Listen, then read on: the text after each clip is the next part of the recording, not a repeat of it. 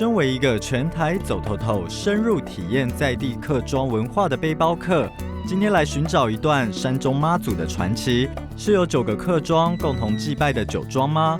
九庄妈每年轮流到不同的客庄里，为的就是让每个客庄都能受到保佑。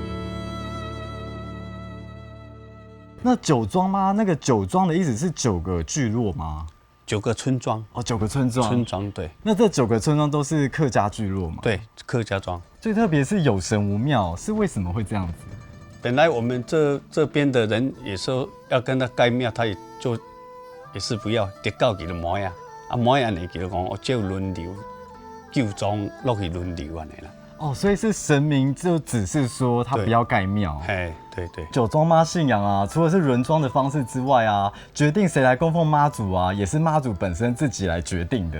然后是不是很多人都会来参加，然后看谁拔的这个是叫什么？得告，就是看谁的比较多的话，然后就可以把这个神明请回家供奉。对。九庄妈将要到下一个客庄的时候，会选择一位居民的家中作为神坛，这家的户长称之为炉主。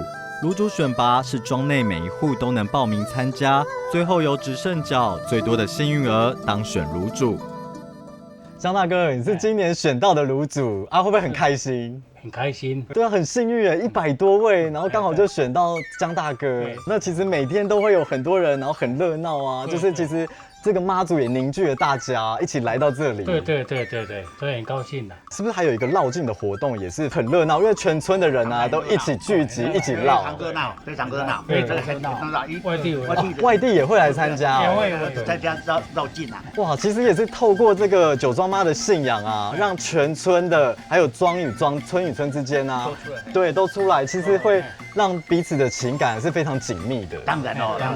其实我觉得这个活动很有意义的是啊，其实它是让我们来旅行的人从这个信仰开始了解在地文化啊，让大家看到其实这个文化是非常美的，然后希望它可以延续下去。当然。